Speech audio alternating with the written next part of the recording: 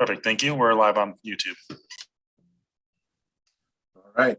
It is 5 p.m. We will call the January 25th, 2022 regular Fire District 5 Commissioner meeting to order. I have a motion for the approval of the agenda. So move. Second. All right. It's been moved and seconded. Roll call vote, please. Commissioner Ence, Yes. Commissioner Sudich, Yes. Commissioner Nelson, Yes. Commissioner Urbina, Yes. Chairman Wilsey. Yes. All right. Any commissioner absences coming up here? I am going to be out of town the week of the 22nd, but my plan is to bring my iPad with and try to participate. But if I can't, I'll let everybody know in advance, and I'll just ask you to excuse me then if I can't make it. All right. You're going to be at the next one though, right, Bryce, on the 8th? Okay. Yep. All right. Anybody else got anything coming up? I've already had mine approved last week for the 22nd, Perfect. last meeting. All right. Any communications to the board? None this week, thank you. Week. All right. Can I get a motion to approve the minutes of the January 11th meeting? So move. Second. All right, it's been moved and seconded. Roll call vote, please. Commissioner Ence, Yes. Commissioner Sudich, Yes. Commissioner Nelson, Yes. Commissioner Urbina, Yes. Chairman Wilsey. Yes. How about some voucher approvals? I'll move that we approve the accounts payable vouchers as outlined in the agenda totaling $100,334.17.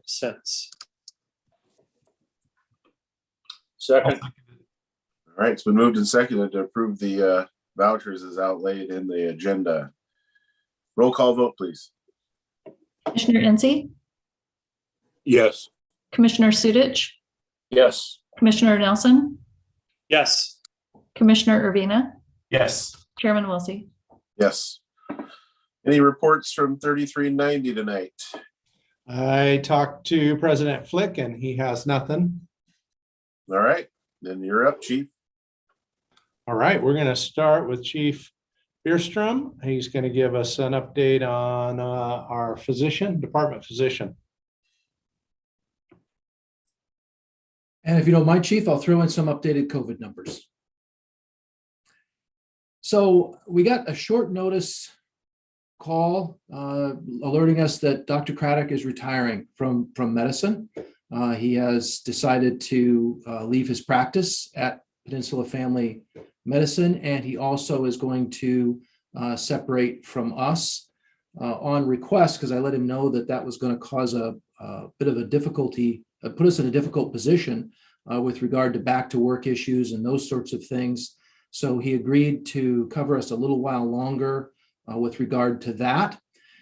But in the meantime, we have begun to work to get a new doctor. One of the things that is working in our favor is, I think Chief had spoke to the board earlier about some of the efforts to create a regional medical wellness fitness physical plan. And so in that structure, we had already made contact with a physician. And at this time, we're just continuing to follow up with that individual to bring him on board. And when we do that, we'll certainly bring him to the board for introductions. Any questions about that? All right. Just a quick update on. Let's see if we can get that. Hopefully you can see that update. As you can see, it's changed a little bit from the last meeting that we had. We now have, since December 1st, 28 cases confirmed of COVID. That, to put that in perspective, we've had 39 cases now since COVID began, and 28 of those have been since December 1st. That's just to kind of give you a visual impact of really what Omicron is doing as it's come on board. On the positive side, though, we see if I can get rid of that screen here. On the positive side, though, we are trending down. At our last meeting, we had 15 individuals out with confirmed or possible COVID. And this week, I'll report that we have 9. Still higher than we like, but trending in the right direction. Are there any questions? Thank you, Chief. Back to you. All right. I'll do the rest of the reports. The first one is in your packet tonight, was a job description for a financial director. We have been working on this since I got here. I had talked to you about the need for just financial management, projections, and just work in that area. I think this Friday we'll be able to post this position, and our hope is to have somebody in the seat by the beginning of May. So the process is going to start by either Friday or Monday, and we're moving ahead. So I'm excited about that. Chief Oldenburg and Chi have been doing all the work to get that ready, and I wanted to put that in your packet and let you know that that's moving forward.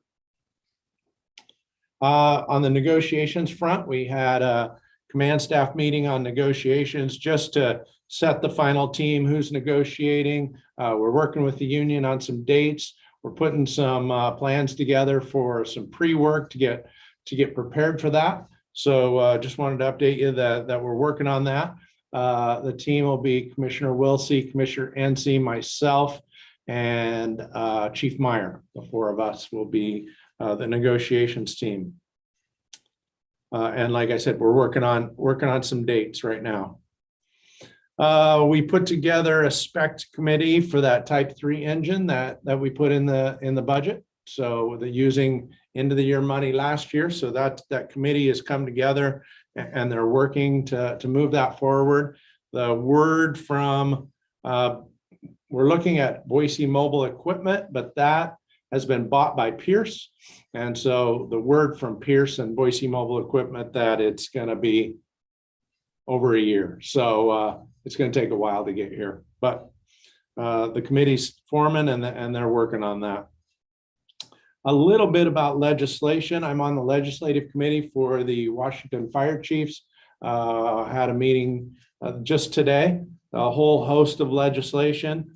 But I think the 1 or 2 that I'll just focus on updating you on is I was asked by our representative in this district, Representative Young, brought a bill forward to make it a gross misdemeanor to interfere with an EMT or firefighter doing their job.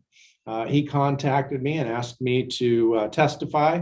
I reached out to Commissioner Wilsey first, and then the Washington Fire Chiefs and the Washington State Council of Firefighters to make sure that there were no issues with labor or with the chiefs, and it all was pretty simple. So I did testify on that legislation last week, and it's moving forward. It got had a lot of support in the committee.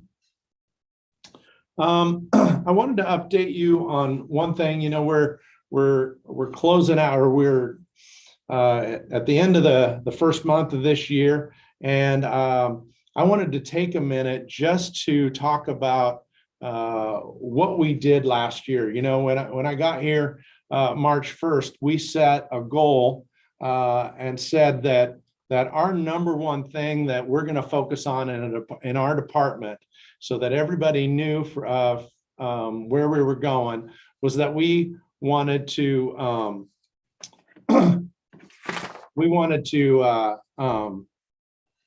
bring, within 6 months, bring to the commissioners a capital facilities plan with a funding recommendation. That's what we set as a goal back then. And we accomplished that a couple months ago in November.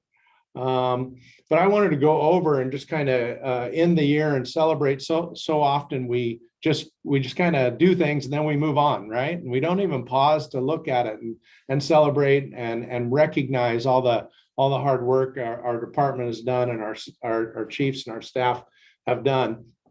So I just wanted to quickly go over, we did that. We completed the capital facilities plan. We did our standard of cover from start to finish and presented it with a risk assessment. We analyzed lots of different companies for data analytics, and we chose Intera, and we're starting to bring in that data right now. We need to continue to do that and bring you a dashboard, but we have that product. We negotiated a 4th platoon. We've since implemented that 4th platoon. We've done station and shift picks, station assignments, and station picks. The staff did our 2022 budget that we do every year, but that was a big lift, especially with Chief Burgess moving on and Chief Bierstrom moving seats. We staffed some of our 3rd-person engine companies early. We started it and knocked in the summer, and was able to do that early. We finalized our labor contract and cleaned that thing up. It was, I think, Tanya was funny, always calling it the hot mess, and we got it cleaned up, and we have a good, clean contract to go into negotiations, and we're able to finalize that. When I got here, we knew an assistant chief was leaving, a division chief of training was leaving, so Watson, and Capella as a battalion chief. And there was a lot of talk about we need to fill a lot of these staff positions, and we did that. We filled the assistant chief twice, and then a division chief of training and a battalion chief, and then all the positions behind that. And then with 4th platoon, there was some promotions to lieutenant. We had to put on the test and fill all those positions. We created and filled a fire prevention position. We created and filled a tech support position.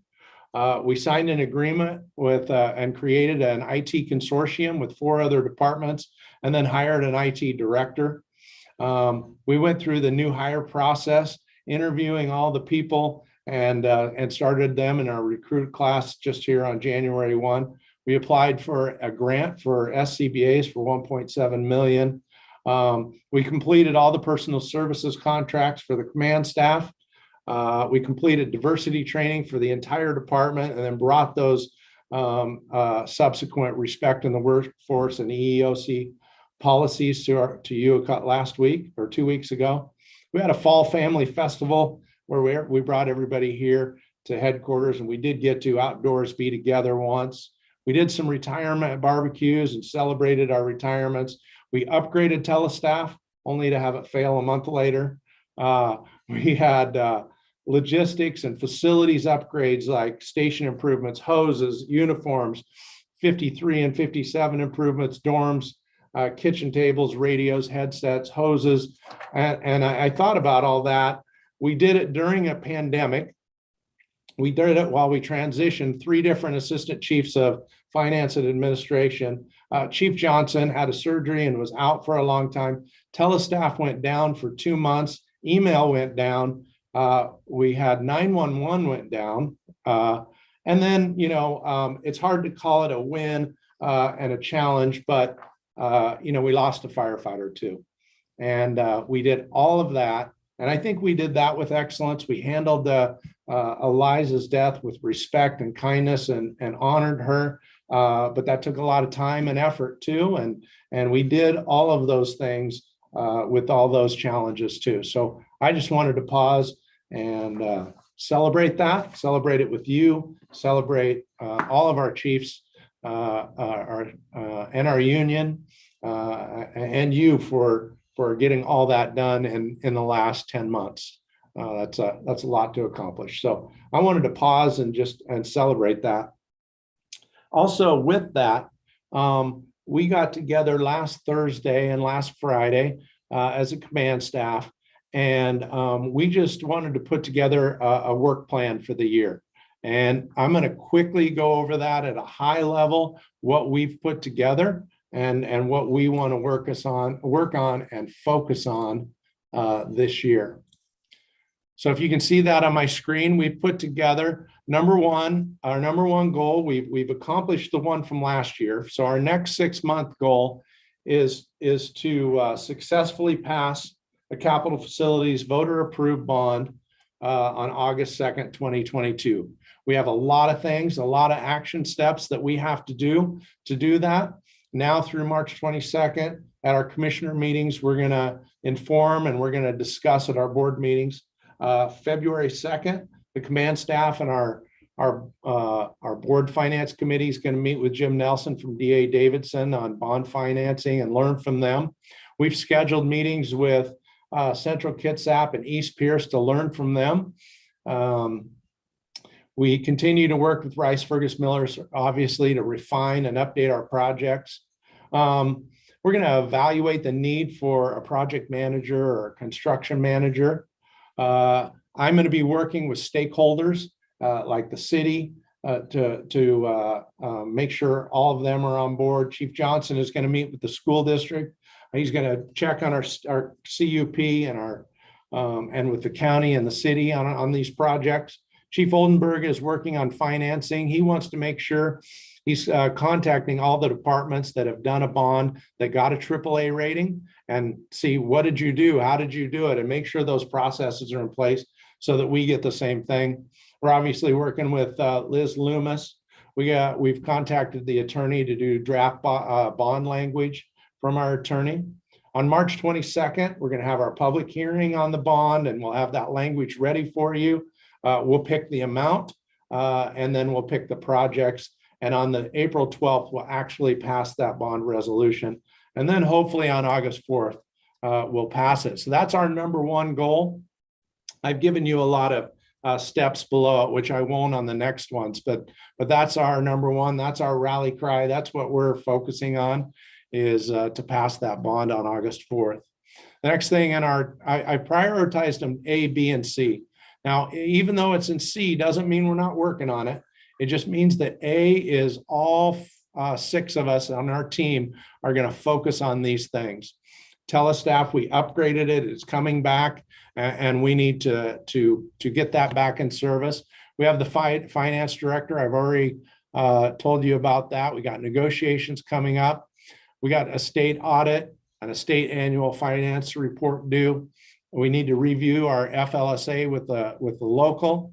Obviously, department physician has jumped up to an A. It was down below, but after losing one, we need to get a new one. We have a WSRB rating coming again this year, and we need to go through that entire process, and it's coming. We don't want to forget the EMS lid lift in November. Big thing, not just a lid lift, but a big lift for us. Just the pandemic response, sometimes we forget we're in the middle of a pandemic, but we want to make sure that we continue to adjust with that.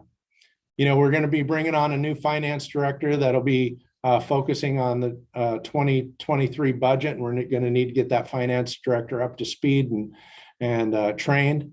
We need to review, update, and create policies and procedures. That is a big lift, but I think I've talked to you more than once that they're a little disjointed and all over the place, but we need to focus on that.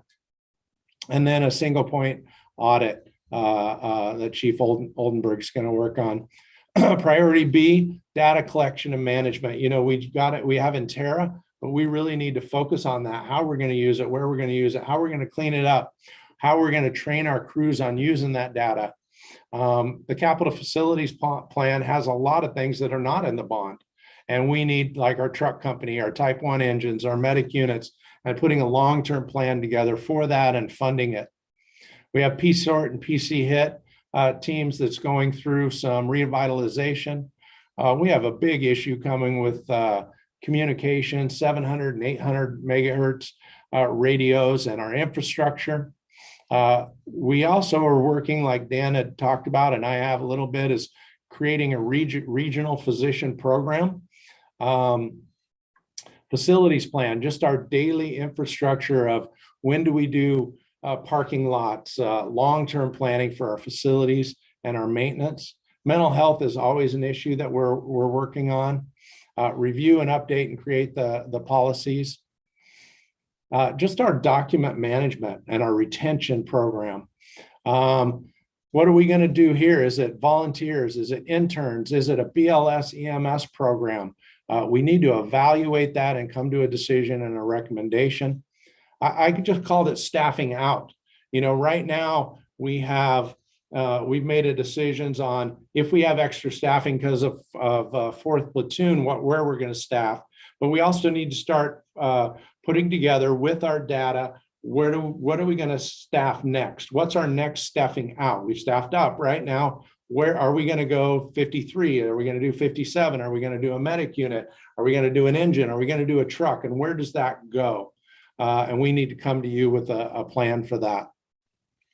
How we manage our grants needs to be revitalized. We want to move to an internal checking rather than a county checking, and that's going to be a lot of process. Just our department project management. You know, this right here is the project management. Behind each one of these, we're creating steps. Who's responsible for what with timelines? And in essence, this is project management, but we need to be a little more robust than this. And we've asked Tanya to help us with that and the IT consortium with some tools to help us with our project management. We need to come up with a long-term community risk reduction program.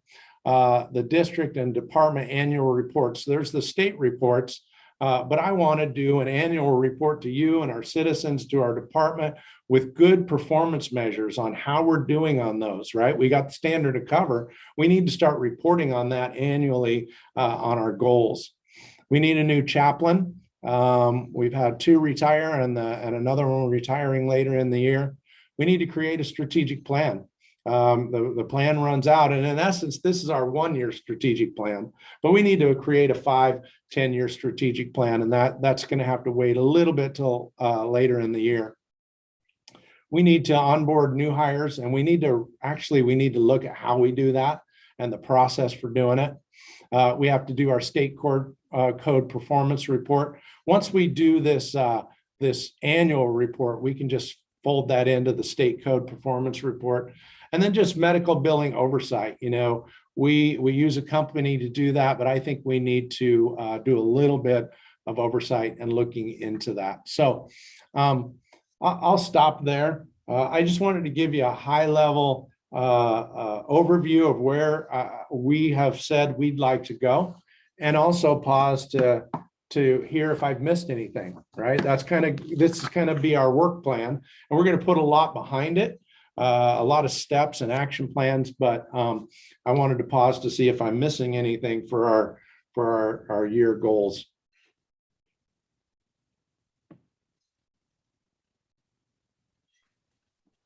I've always learned, don't pause too long or somebody will say something.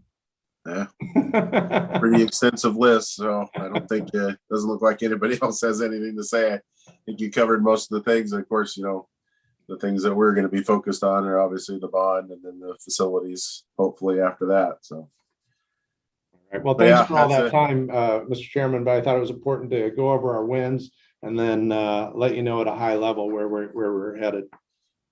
No, it's definitely good to review because I'd already forgotten about some of that stuff. So it's a good exercise. So thank you, Chief. Yeah.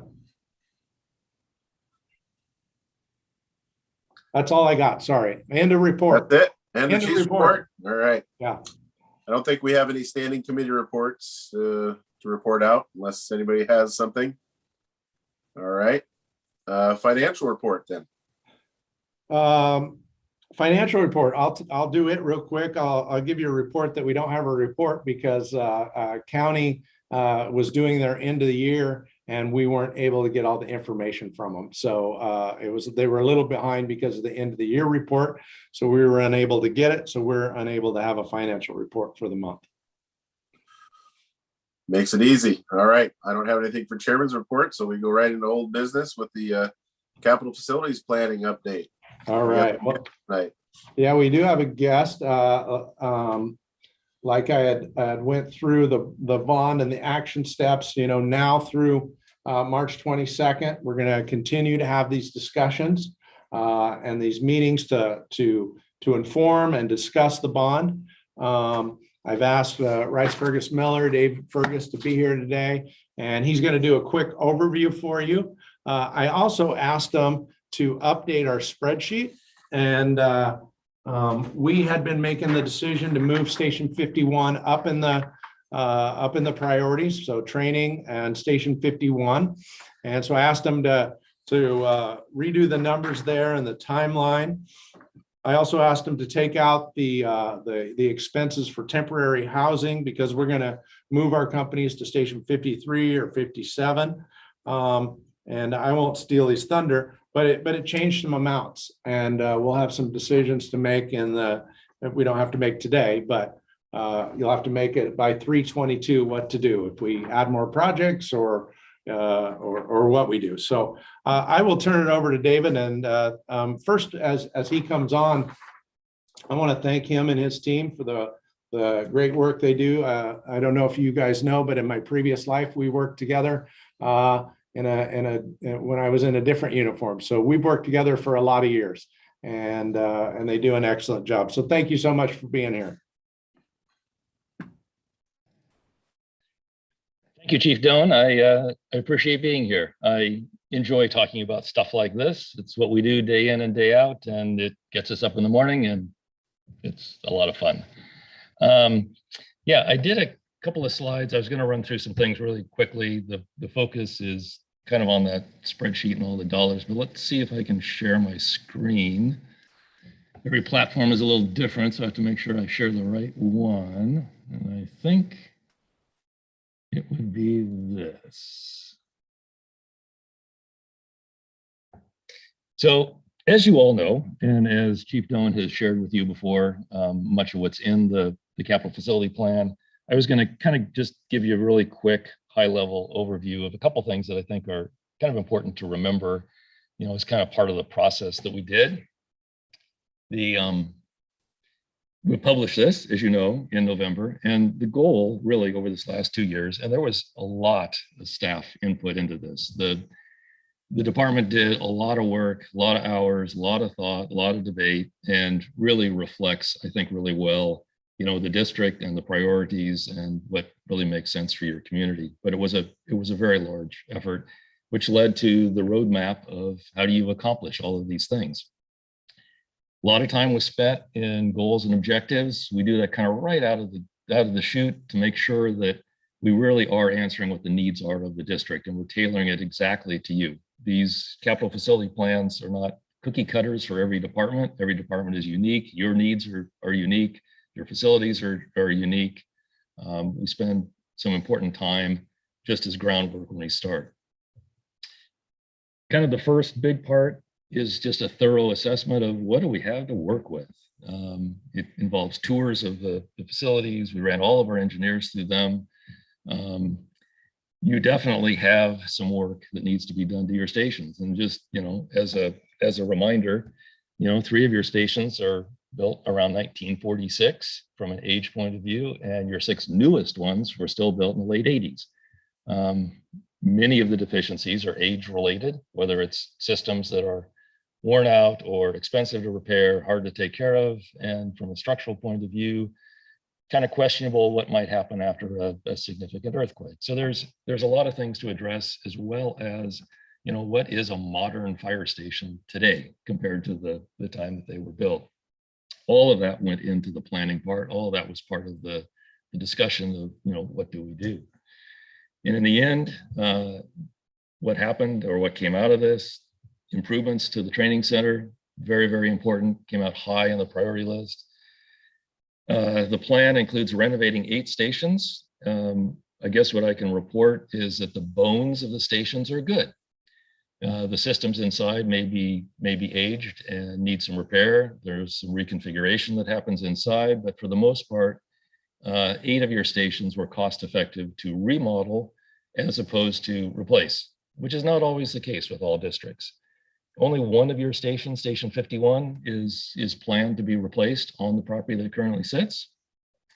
And that is simply because that station is your busiest station. It rightfully deserves the greatest increase in capacity, both equipment and personnel. And it just isn't cost effective given the size and the configuration of where it is on that property. It just isn't cost effective to try to remodel it. So that was the 1 station that we are replacing altogether. Some other modest, you know, modest addition to the shop building. One of the conclusions, and I guess you're doing a little bit more response studies, but it appears that all of your stations are located really well to serve your area. So, oftentimes we find the stations are not in the right spot. And so that's yet another layer to find a new piece of property and move stations and add that to the plan. As you know, and you've been through all these, and I know you've read the report, the training campus improvements, 2 significant buildings, one for training is a tower, live fire training is a very important aspect of that and in the training of your personnel. And then there's a training support building that includes training classrooms, training offices, places for parking the training apparatus that are assigned to the training ground. It really finishes out your training ground really nicely, and one that a lot of this planning was done many years ago, and we're carrying forward into the capital improvement plan now. And again, Station 51, high priority, your busiest station. Again, this is a replacement of the existing station on the existing property. The property is large and afforded the opportunity to add a second building on the parcel for logistics, basically warehouse space. So that worked out, I think, quite well and is part of the plan. The 6 stations that are prototype stations of each other, 5.8 and 5.9 have always been the highest priority. They're higher call volume, but all 6 of these essentially have the same standardized improvements to them. There's cost savings in doing that. It's the same improvements for each. Saves on architectural engineering fees since you're doing the same thing everywhere. We may be able to bid some of these together and save some more costs, but it also provides standardization for personnel. So whatever station they're assigned to, the station operates exactly the same way. And the inside improvements, much of it was focused on having private sleep rooms. That has become a standard in modern fire station design, private sleep rooms, private restrooms, as well as the decontamination, cleaning of equipment, storing of equipment. That was another area that was very important. So this was the big worksheet. This is kind of the meat of the whole capital facility plan. And if there's any page that's important in the whole book, it would be this particular page. And the reason being is that this lines out all the projects. Part of the exercise with the committee was to prioritize, what do we do first? What has the highest priority? How do we sequence these? And so the projects are sequenced, starting on the left are the projects one would do first, and toward the right are the ones that are at the tail end. But that's important for a couple of reasons. One is inflation. We put these in a sequence. We project out, what is the timing for each of these projects, because inflation counts up for every year. When these projects spread out over a 5, 6, 7 year period, inflation really adds up. So we apply the right amount of inflation. Part of that conversation is also about pace. When you take a fire station offline because you're remodeling it, I think Chief Doan has mentioned that the current thinking is that the crews would be relocated to another station. Well, how many crews can you relocate at one time? What's the capacity of the district to manage multiple projects that are happening at the same time? It is a burden. There is a burden on the operations when those things are happening, and you can't do 9 projects simultaneously. But at the same time, you don't want to stretch them out and do 9 projects over 18 years because you need the improvement sooner than that. And inflation, again, will be a detriment to that. So this document, and I'm going to zoom into this in a minute, but this lines out the projects in a reasonable sequence. It assigns reasonable dates for undertaking them and getting them built. It has costs in here per project that were developed by a professional cost estimator. They use their best judgment. We pay them, frankly, a lot of money to use their best judgment. A little bit of it is forecasting ahead. They look at, where our particular building materials going and costs to make those estimates, but they're very detailed. They do area takeoffs of all the components, all the materials that go into the buildings. We add inflation to that. And then the soft costs, we make sure that we build budgets for these projects, not just simply, what are you going to pay the contractor? You're obligated to pay sales tax, you need to pay architects and engineers, you have permits, you have printing costs, you have furniture that you need to put into these things, you have equipment to buy. In the live fire training tower, we're going to want to buy some props so you actually can do the live fire training. So we've incorporated all of those things so you get a full turnkey budget in order to accomplish the projects, more than just simply what you're going to pay the contractor. There's this nice orange line that's down the middle. If you did all of these projects, I think they add up to $130 or $140,000 or $140 million. That's probably not in the cards. What happens is the districts can decide to set this bar anywhere you want, but the priorities kind of go along that line. So oftentimes districts start going down the line or down the projects, and they draw the line at where they think the funding capacity makes sense, what they think is reasonable for asking their voters to fund, what hits the highest and most important operational needs. And there's no magic where the line is, it's where you decide. You can decide that, yeah, we think we should ask for a little bit more and the line should be farther to the right. Or, man, that's just a lot to ask, and we don't think our funding capacity for selling bonds is enough, and we're going to move the line to the left. That's completely up to you. I know from Chief Doan that doing the training campus, 51, 58, and 59 is kind of a nice spot to put the line, at least to starting the conversation, thinking about where that might go. That's a chunk of some of your highest priority. And so Chief Doan challenged me a little bit today and yesterday. What do we need to do, assuming we go out to the voters in August? What can we do, should we do between now and then, so we really can hit the ground running come September and we put ourselves into a really good place, assuming that this is the sequence and these are the priorities? Well, starting with the training campus, what would we do if we started tomorrow?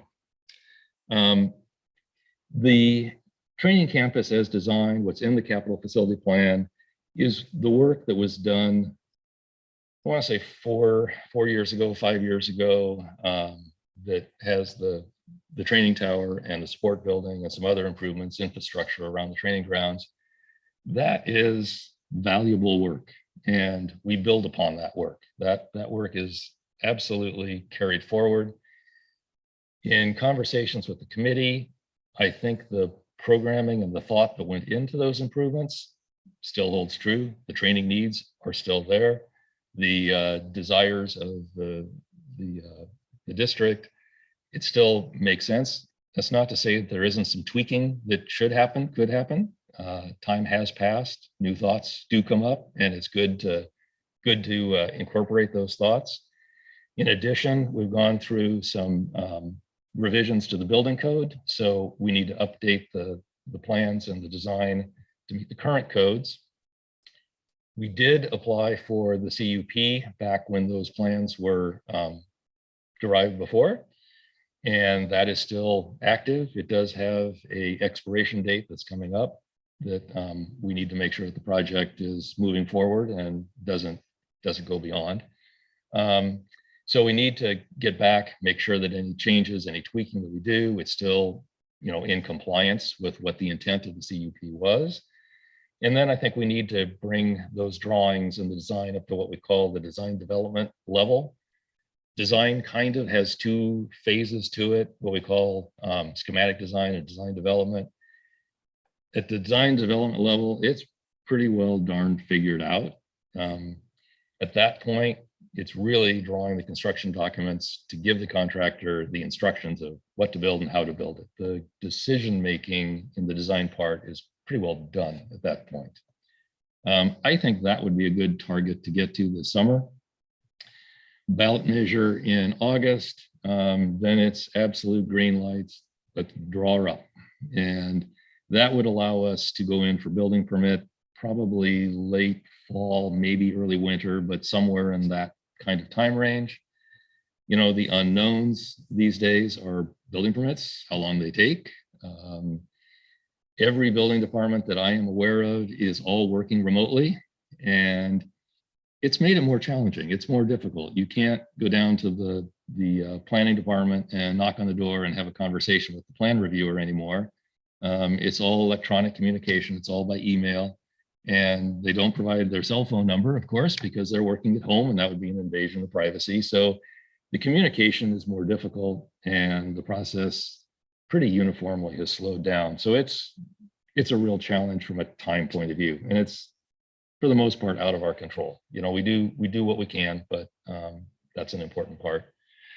But I think, assuming that the permit process goes reasonably well, we should be able to be having that training center improvements out to bid in the spring of next year. A little more than a year from now, 13, 14, 15 months from now, that ought to be out on the street looking for a contractor. That would put us in a great spot, I think, for the training center. Kind of second priority is that Station 51, very large project. This one needs some more design work. What's in the capital facility plan, I think, is a good representation of what the programmatic needs are. And it's a confirmation that all of those needs will in fact fit on the property and fit in a way that operationally works. It is a doable project. Now, are all those parts and pieces arranged in the absolute best possible way, in the most operationally efficient way? Probably not. We're not quite that good at guessers at the level of detail the plans are at. But we know that the project is certainly doable on that piece of property. There's plenty of room to do it. We have enough room to do a logistics building. But we need to do some more work. We need to elevate the design effort, and we need to get in with the city of Gig Harbor and make sure that we're got green lights from a land use perspective, that we're on the right track. We believe that we are, but there's some work there that we need to do with the jurisdiction. And for this project, I think if we could get to what we call the schematic design package, which is about half design, there's a lot there. That would be a good spot to be. We typically use the schematic design package as the package we use for submitting for land use approval.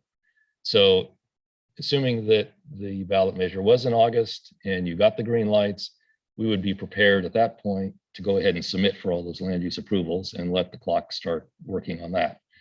We continue more design work even after we've applied for the land use permit process. So that process happens while we continue to work. We get about halfway through the construction documents, 3/4 of the way through the construction documents when we start applying for the building permit, which again, we kind of balance that out. We try to issue it or submit for it early enough that it's working its way through the system while we're also finishing up the drawings. We would like to be able to bid just as soon as the drawings are done and as soon as the permits are available, which is probably somewhere around summer of 2024 for our target bid date on that one. The Station 58 and 59, super high priority. I did not do a schedule like this for them because I think what has to happen is that the projects need to fall in a sequence, and we want to make sure that we balance the amount of work that we do prior to having the funding approved. We don't want to spend a lot of your money in doing a lot of design work if the measure doesn't pass. But at the same time, we want to put ourselves in a good position as well. So there's kind of a balance in there. But I would suggest that we put our effort mostly into 51 and the training center. Those two projects, they can happen simultaneously. And then when we're looking at the schematic design package for 51 being pretty well done, come fall, we start rolling into the design for 58, and we sequence these projects over time so that we're not overlapping them all on top of each other, but we're kind of sequencing them out, which is what I have reflected back in this bad boy here. So Again, these projects all follow in a sequence. So they're timed out with target bid dates. We apply inflation to the estimates that the professional cost estimator did, and then we apply these rule of thumb budget numbers to come up with the grand total for each of these. So when we rearranged these today and kind of updated the target bid dates and looked at what those grand totals were going to be, and we drew that line per Chief Doan's recommendation, those totaled up a little over $65 million. And that got us all the training campus improvements, 51, 58, 59, with projects bidding anywhere from 23 to 24. Construction, this is construction probably completed end of the year. So we're pushing it 2025. So these are long-term sort of strategies and plans, but that's kind of where we ended up landing. Not that any of the other projects are not important, they all still are. But thinking that, some of these are a little bit smaller projects, 53, 57, the shop, they're all a little bit smaller projects. It could be that if the projects go really well, these could slide in, happen sooner than later. There's some flexibility there, but maybe with that, I'll be quiet and see if Chief Doan has anything else to add and if there are any questions. Yeah, so I think, one of the things that, and obviously we're not making decisions, but we need to, this is exactly what we need to do from the day I made my recommendation till March 22nd, is continue to gather information that this is going to continue to change and morph. But I think one of the things that's glaring here is I had recommended these 4 projects for $80 million. I think last time I looked at it before we updated it, it was around 76, 77. I rounded it up to 80 million and said, I think that's what we should do. And with this update, we're going to give Carl some credit. He's the one that suggested moving 51 up, right? That saved us a few $1 million. And then by not using other stations or not paying for rent and using other stations saved us a bunch of money too. So those 2 things are where the big cost savings came. I want to give you some opportunities to ask some questions on this spreadsheet, but I think one of the discussions or the things that we need to think about is, do we go with this plan still and only do a $65 to $70 million bond, which will reduce the amount, reduce the amount that's paid, which will help us pass the bond? Or do we want to go back to the original 80 and $10 a household for $500,000 house is our goal, and we add another project? Or do we split the middle? Do we do these at 65? We could add in maybe 53 and 57. They're smaller amount projects. By moving them up, they would probably be around, let's just round it to $1 million each. Now we're at 67, 68. Go to a $70 million bond, be able to do all these, and 53 and 57. So that was I've had a half an hour to think about it, and that was my thought. But this is where we're going to have to work it over a little bit, right? Good news that we've made some adjustments to help the price come down. Now it's just having the discussion and the thought. So I wanted to let you know that so you can think about it. And then having David here to ask questions. One question that I have asked him to talk about is just, sometimes you get a little sticker shock when you see Station 51 at, you look at the bottom at 22 million, but really if you move all the way up, the raw construction is 15. It's escalation again, and then all the soft costs that bring it up to 22. So I'll stop talking now and let the commissioners ask questions and hear from them.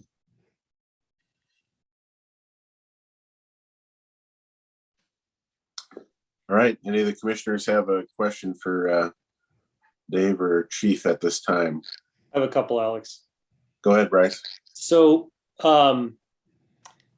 because 53 and 57 aren't currently staffed, Chief, if we were to adopt your recommendation, or just for sake of conversation, I guess it's not a recommendation yet, but let's say that we said, all right, we want to include 53, 57, because right now in this cost estimate, they're out to 2027, and 57 is, because it's zoomed in, is I think 2028, right? Because those two projects are arguably the most minor in terms of the disruption level to the building, and they're unstaffed right now. So if we were to add those and bump those up to early on, same time as training campus in 51, I mean, can we have a guesstimate on how much that would save in terms of that total cost by moving them up? Because it seems like with empty buildings, those could be done right away because you're not disrupting anything. The only snafu to that recommendation is when we do 51s, they're going to be housed, probably, we're going to have to send some assets to one of those. True. So I think it's a good thought. And I think we need to think of that because raw construction is only 588, right? There's still lots of other stuff to be added. Escalation is, if I remember right, close to 200,000. So yes, this is the exact conversation that we need to have. And Chief, could, because of the proposed design, because it's basically adding on to the side of the building, right? I mean, theoretically, is it possible to actually use those facilities while that construction is going on, or is that completely unrealistic? I might have to defer to David to help me out there. I do know I've tried to live through major constructions at Firehouse, and it's not fun at all, but maybe since it's on the outside, you know, we got to think about driving around the station, the asphalt being torn up, lots of trucks there. And so I think it's a good question that we need to ask though. Yeah, and I can answer that a little bit. You can save a little bit of money by not having to relocate the firefighters by letting them stay in the building, but you also likely incur some additional construction costs because the contractor is going to have to build into his bid and his sort of operation that you're probably going to be in his way from time to time. And, you know, likewise, you don't want him to be in your way because you're in the response business and you can't afford to have a concrete truck that's out in the front of the apron that's blocking you from getting out and, you know, deteriorating your response time. So it's a little tricky. You have to make sure you plan it out well so that neither the contractor or the personnel are interfering with each other's operations. 53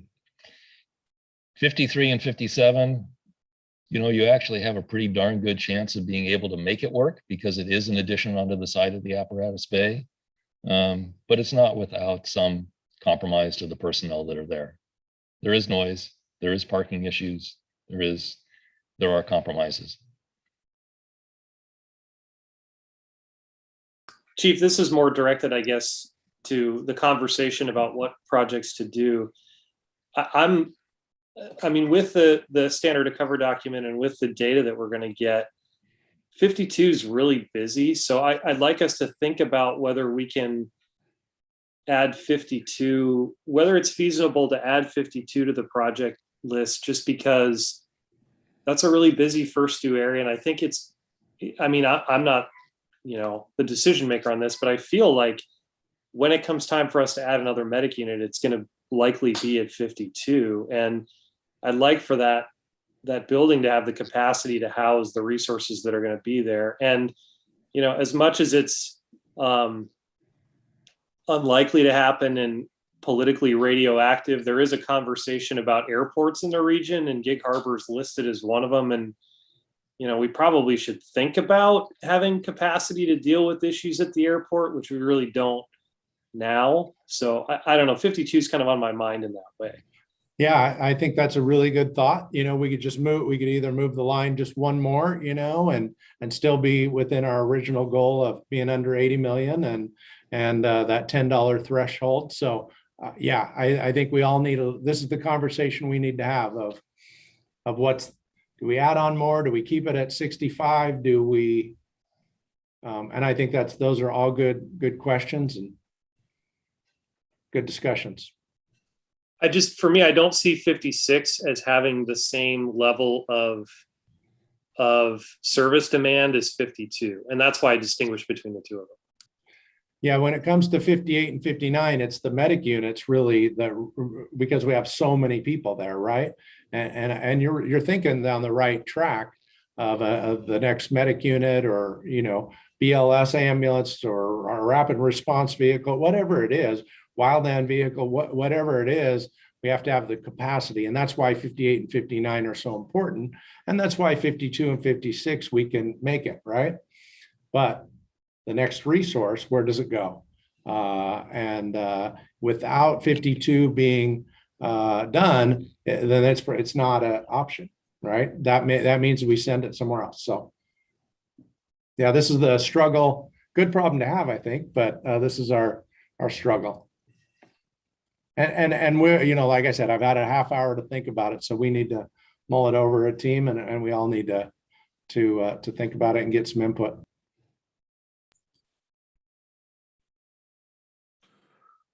All right. Anybody else? Questions or comments? I guess one other last comment I guess I would make is, yes, we've gone from basically 75 million to 65 million. That's really come out of inflation, because we have squeezed the projects. We're starting them earlier than we had originally planned before, and we're doing them at a faster pace. So I guess, maybe that's just a little bit of a caveat, that we have a little bit more overlap maybe than we had planned with the published capital improvement plan, but that savings has real dollars attached to it. And those real dollars means more work happening at the district at one time, whether that's additional resources in a project manager that you hire, or whether it's more staff time for you managing that many projects that overlap. But there is probably a cost on your side that maybe hasn't been totally thought out completely for the cost savings that we have accomplished by reducing inflation. Just something to consider.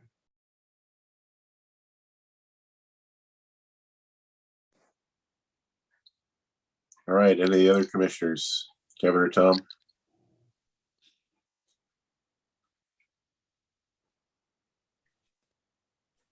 I'm good for now. All right. Well, thank you all very much. Yeah. Thank you, David. I will say good night. Thank you. All right.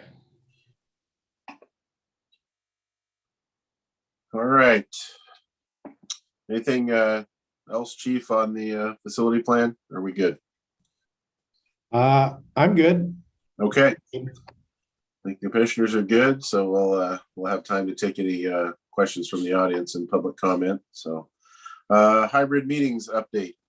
So we brought that to you 2 weeks ago, and I said that I would bring to you today a way to fund it. And I need to ask for a little more time. We're still exploring maybe some other bids, and I wasn't able to accomplish it in the 2 weeks. So I need to ask for 2 more weeks to make sure that we do our full due diligence and then work through the budget. So I didn't accomplish my goal. No, and the chief and I talked about this briefly, and I personally would feel better if we got more than, just 1 or 2 bids on this, especially with the, the amount of money. I think kind of surprised us all a little bit, but I do believe it's not just for us in our meetings, right? It's a bigger plan to cover things, like training and classes and putting things on at our headquarters. So with that in mind, it makes me, ease up on the price point a little bit though too, but I still want to get a couple others. So I think everybody's in. Any objections to giving the chief a little bit more time on finding a couple more bids? Okay. No reason to rush this. Nope. And I don't think we're going to be back, together for at least a couple more, probably 3 or 4 more months. So we'll see what's in store for us in the future. But for right now, we're in the Zoom machine. So, all right. Any new business? Any of the commissioners need to bring forward? We didn't have anything in agenda setting, so. Anybody? Nope. Going once, going twice. sold it. All right. Open public comment. Please state your name for the record. You'll have 3 minutes. Do we have anybody wishing to speak tonight?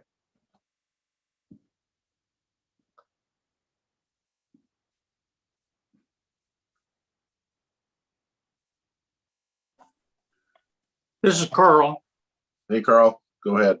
Carl Kreitzer, I live in Gig Harbor. Just a point of clarification, as I looked at the chart that was presented earlier on Station 51, if I read it correctly, it said it would be out for bids on summer of 2024. And then it said it would be complete in summer to fall of 2024. Is that accurate, or we're going to get it completed in 3 months? I noticed that too, Carl. I think it meant to say 25 is my guess. I did 25, not 26 even. I mean, I was pretty sure it wasn't 24, but I wasn't sure what it was. Yeah, I'm definitely certain that's a typo, Carl. That's 3 months, a little too short to do that big project. Right. Yeah, obviously it's not right. I think it would be about 12 months construction, so. Okay, thank you. Yeah. And thank you again, Carl, for bringing it to our attention to move those bigger projects up forward, and we're realizing it tonight with just the difference in the inflation of what we're trying to think about doing here. So thanks again for that, Carl. Good enough. Anybody else wishing to address the board tonight? Take a look here.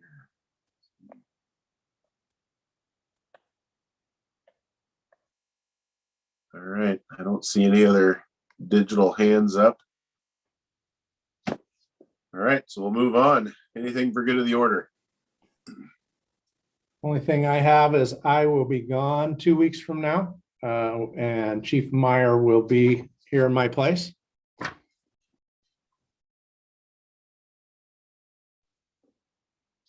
Very good. Any special interests, upcoming events? I don't think we have anything on the horizon, so No, I don't think we do. maybe a quiet beginning of February. So, all right. With that, we'll call it. Our next regular meeting will be Tuesday, February 8th at 5 p.m. Thank you, everybody.